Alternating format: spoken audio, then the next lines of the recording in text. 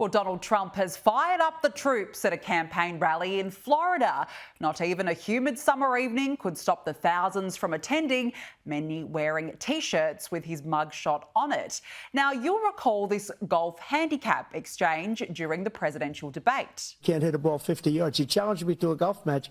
He can't hit a ball 50 yards. Look, I'd be happy to have a driving contest with him. The reason I got my handicap, which when I was vice president, down to a 6. But by the way, I told you before, I'm happy to play golf if you carry your own bag. Think you can do it? That's the biggest lie. That he's a 6 handicap of all. I was an 8 handicap. Yeah. 8. Never. But I had, you know, I've seen you swing. I know you swing. Okay, let's not act like children. President Trump, we're going to 21 turn Let's not act like children. You to are a a child. specific. Well, Donald Trump says it's on, challenging Joe Biden to an 18-hole golf match. I'm also officially challenging Crooked Joe to an 18-hole golf match right here.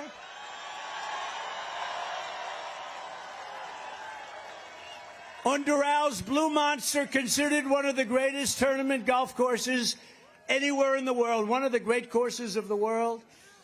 It will be among the most watched sporting events in history, maybe bigger than the Ryder Cup or even the Masters.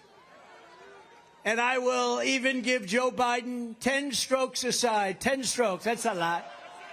That means 20 strokes in case you don't play golf. Joining me is Webster University Assistant Professor Ralph Scholhammer. Ralph, thank you for joining us. Donald Trump says if he loses, he will donate $1 million to a charity of Joe Biden's choice. Now, I'm not so sure Joe Biden would even be able to stand up long enough to make it to the first hole. So I don't know about you, but I would pay money to watch the president try and swing a golf club. Well, thanks, Danica. It's great to be on with you. Well, I guess I would pay money too, but I remember, I think last summer we all saw Joe Biden trying to ride a bike, and that didn't go particularly well. So at some point, this is just elder abuse. So it's some fun trolling by Donald Trump, but if you look at the condition Joe Biden is in, right, you know, if stairs are your mortal enemy and bikes as well, maybe golf is no longer really your sport. No, I think you've absolutely raised a good point there, definitely, Ralph. Now, look, let's talk about the situation in France where, of course, riots and violence have erupted after the far left defeated the far right in an election shock. Ralph, what have the French actually voted for here? Well, defeated is a tricky term. Now, you're correct when it comes to parliamentary seats that have been defeated. But if you look at the popular vote, the National Rally actually increased significantly. They got about 10 million, whereas Macron's quote-unquote centrist party, because he's no longer a centrist. If you ally with the Islamists and the communists, I'm sorry, you're not a centrist. But he got about 6 million, and the new Popular Front, which is this alliance of kind of traditional left-wingers like the socialists and the Greens, but also more radical elements like the communists, like Trotskyists, and open Hamas and Islamist sympathizers, they also got around 6 million. So kind of the National Rally won the popular vote, but due to the election system in France, there was kind of tactical alliance between the quote-unquote center and the radical left. So they got more seats. So the trend towards the right in Europe is continuing. I mean, we saw the same, by the way, in the United Kingdom.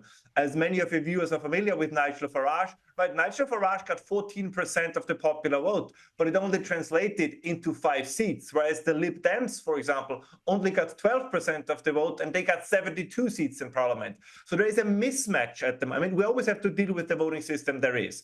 But there is a mismatch at the moment, I think, kind of where the popular movement is, where the populists are, and where the population is, and how it translates into actual political power. But this was not the breaking of the conservative, or whatever you want to call it, or the right-wing wave that is building in Europe. I would say this is more a calm before the storm, because the trend lines are still there. Well, I was going to ask you about that, because what does it say about the leadership of the West right now? Look at France, Keir Starmer in the UK, Joe Biden in the US, Justin Trudeau in Canada, for example. Where is the world heading to? Well, I think what it does tell you, and I think this is one of the most important things we don't talk about enough, look at the people you just mentioned. Justin Trudeau, Keir Starmer, Joe Biden. In my opinion, if you look at their agendas, if you look with whom they surround themselves, from the radical, transgender agenda to net zero and kind of radical environmentalism, those are the radicals. Very often, the so-called right-wing populists, if you look at their program, they are not the radicals. I think the biggest brainwashing operation of the last 20 years was to tell the people that the opposition, the right-wing opposition, are the radicals, and those in government are the moderates. It's exactly the other way around. We actually have been governed for 20 years, and this is also true on the European Union level. We have been governed by radicals for the last 20 years, and it was the moderates who are in opposition. The main winning agenda of the so-called right-wing is their common sense approach. Wherever they stick to their common sense, they're winning. And Donald Trump is the best example for this. Look at the current Republican platform. Look at their programs. Look at the way he carried himself during the debate. Donald Trump is not a radical. I don't care that the New Republic had him as Hitler on their cover. This is all they have. Again, they do the same thing. It's moderate positions, but they say, you're Hitler anyways. And unfortunately, which is nobody's fault, but very often, this still works with the electorate because most people don't have the time to engage with politics all the time like you and I. So if the mainstream media constantly tells you these guys are like Hitler, you assume, well, if the media says so, it's probably true. But I think we gradually see people realizing the media lies to you. And the best evidence we have for this is just remember, we've been told for 4 years that Joe Biden is the fittest, smartest, most brilliant man ever to occupy the White House. We all know now that this was a lie, that it was visible for everyone who had eyes to see.